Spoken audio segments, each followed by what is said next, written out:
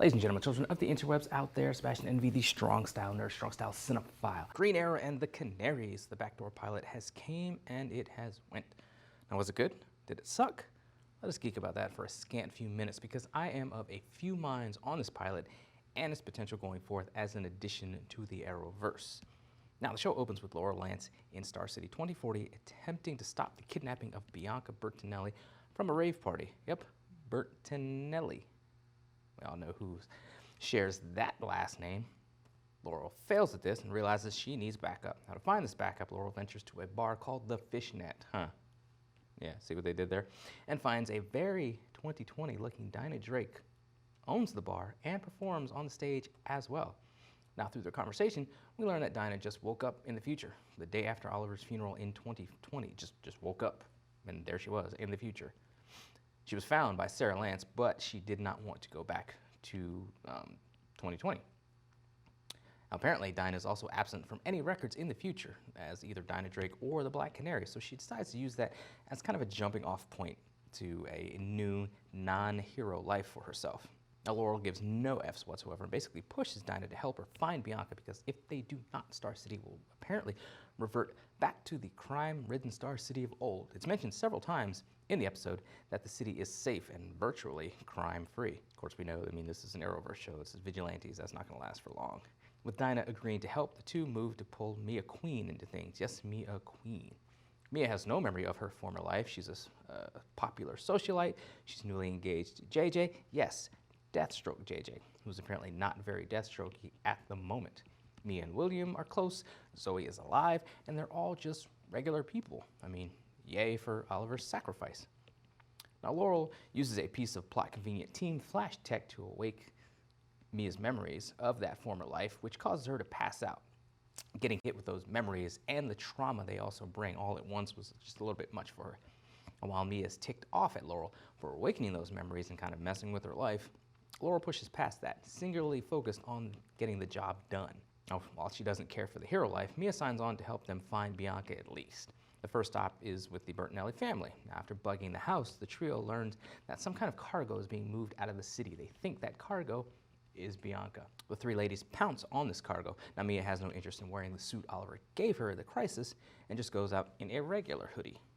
After stopping the convoy, the three learn that it was just some chemicals or something that the kid was moving.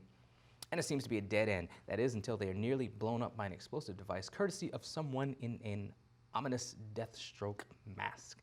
Now, later, at the soon-to-be Canary HQ, Mia is peeved at them for leaving her in a fight, wondering what would have happened if she hadn't remembered how to fight. And given that they were attacked by someone in a Deathstroke mask, suspicion immediately falls on JJ, the former future Deathstroke. Mia doesn't think it's him. Of course, she might be a little bit biased, but Laurel pushes her to find out.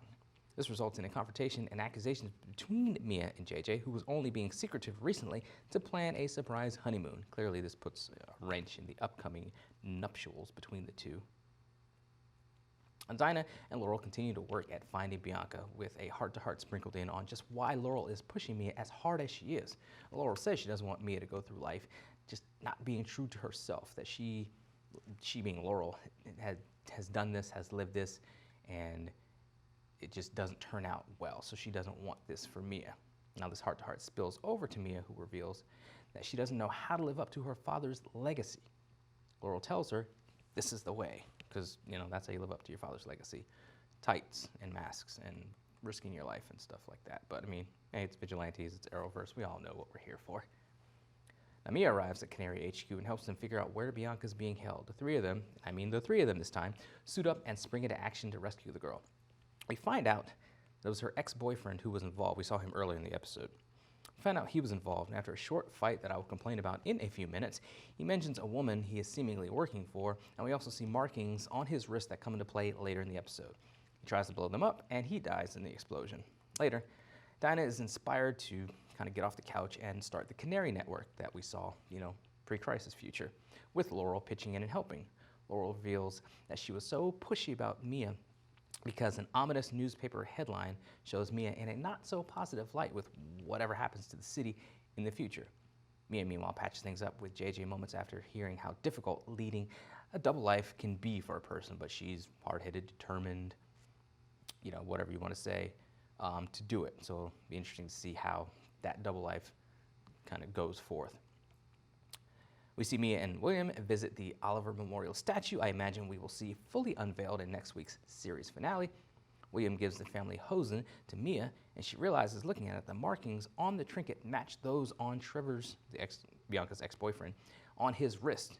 As she realizes this, the two of them are hit with knockout darts, and William is carried off as Mia passes out. Meanwhile, at JJ's place, someone breaks in and uses some sort of, plot convenient device to restore his pre-crisis memories of being Deathstroke for what will assuredly be ominous purposes. So, and that was basically the episode. What I like about it, somebody said on one of the message boards I frequent, it's kind of funny that after all these years, we kind of finally like Laurel.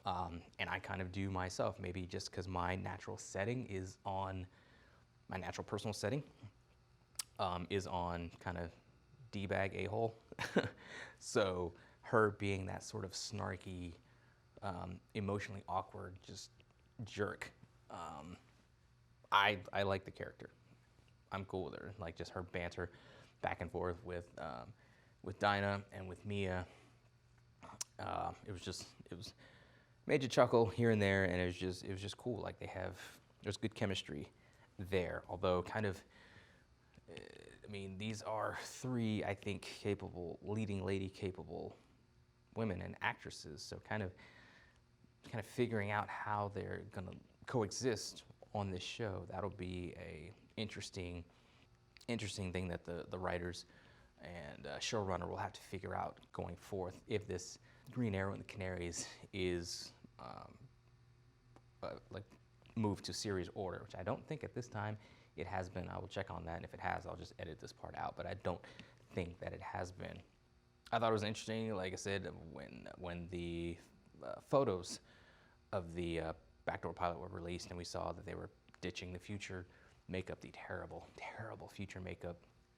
A lot of people were speculating on just how the 2020 ladies were in 2040, whether it was time travel or this or that. Clearly, it's time travel for at least Laurel, because I'm assuming she came courtesy of the Wave Rider, and then Dinah, that's part of the mystery, is finding out why she ended up in the future, who brought her there, what brought her there, because she just woke up, or she went to bed the night of Oliver's funeral, woke up the next morning in the future. So it'll be interesting to see kind of the reasoning for that, whoever was behind it. Are we going to see flashbacks then?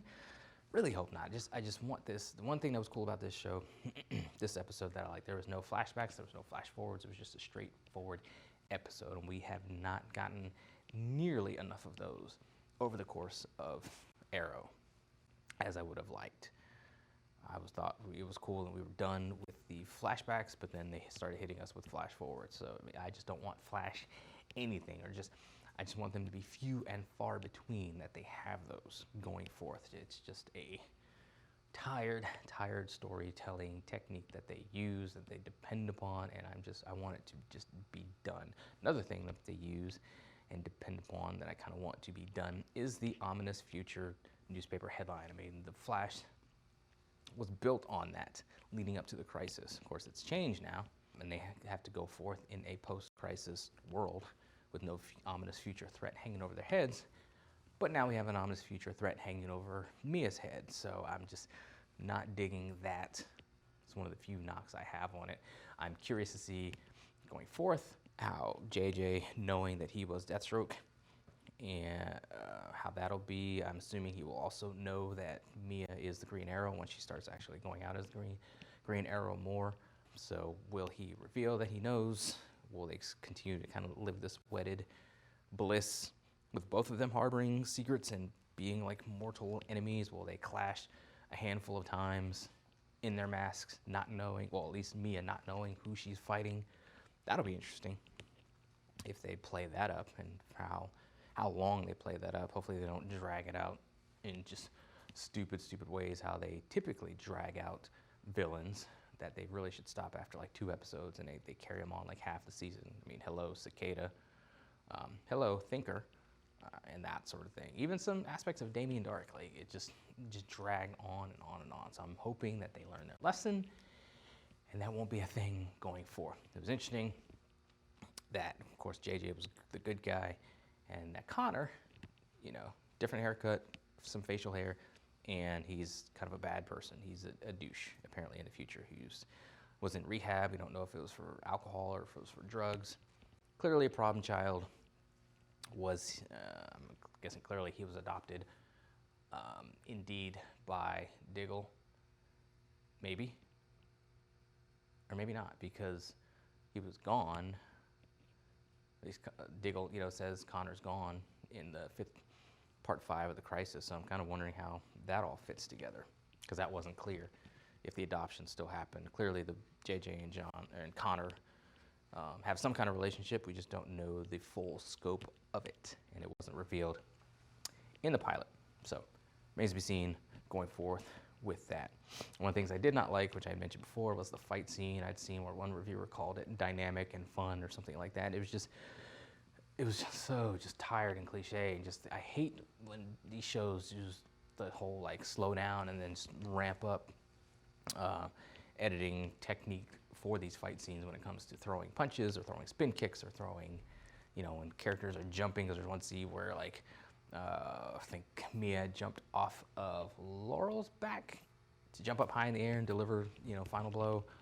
I hate that stuff where it's like, it hit us. I'm sure there's other movies that did it beforehand, but it really came on after 300, I think. And that came out years upon years ago, and it's just been used to death. It's kind of like bullet time after The Matrix, how everybody and their mother wanted to use bullet time after that, and it just killed it.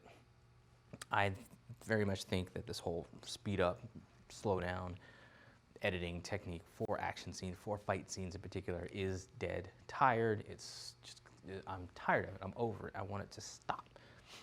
And I think Bamford directed that episode, or maybe, no, he might have been, I have to check the credits again. Maybe he was like action choreographer or something like that, because I know he didn't direct it, but like his thing is action, and he doesn't always, in those episodes, which you can tell it's his style of action. I don't think he's ever depended on or really used that whole speed up, slow down thing, if I'm not mistaken. So to have it in this episode, it just, no, I did not like that at all. Hopefully that's not a thing going forth. Just one of the few knocks I had on this episode. All in all, I'm just curious to kind of see where they go with the mystery of how Dinah got to the future, with them setting up Canary Network, JJ and Mia's relationship going forth. Are they going to get married? What are they going to do now that JJ remembers he's Deathstroke? How's that's going to play a part? And who is this mysterious woman that is pulling some strings from behind the scenes? How's the Hosen play into it? Because the Hosen has the markings that Trevor had on his wrists. Who is it? Somebody from Oliver's past? An existing character in the Arrowverse? Is it going to be like a legacy relation to a character in the Arrowverse? Maybe like, I'm hoping, because that would be just too easy for it to be like Nissa's daughter or Talia's daughter or something like that. Just how they're going to do somebody new, but that's connected, remains to be seen. We'll see how it goes. All in all, I'd give the pilot like a 7 out of 10. 6.5, 7 out of 10, just for, I mean, it wasn't bad, it wasn't super good either. Laurel and Dinah kind of pull the weight as far as like pulling the rating up in my eyes. And so we'll just have to see how it is going forth, if it gets picked up and added to the slate of other Arrowverse shows. I'm assuming for team-ups and crossover, stuff like that, they won't be a part of it. That's fine. I don't need any sort of contrived reason for them to go to the future and grab Mia or Dinah or Laurel to bring them back to the present for a crossover. Don't need it at all.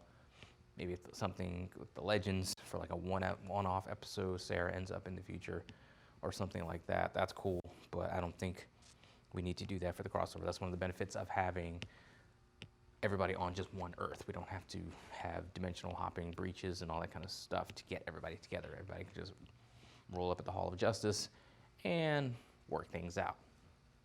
But like I said, it remains to be seen going forth. But those are some of my thoughts on it, scattered as they often are. What do you guys out there think? Comments below. Let me know what you think. On social media, that's flashing upon the screen. Talk to me there, talk to me here. Give me a like, give me a follow on Twitter, on Instagram. like this video, share it if you dig it. If you don't, then hey, let me know what you don't dig.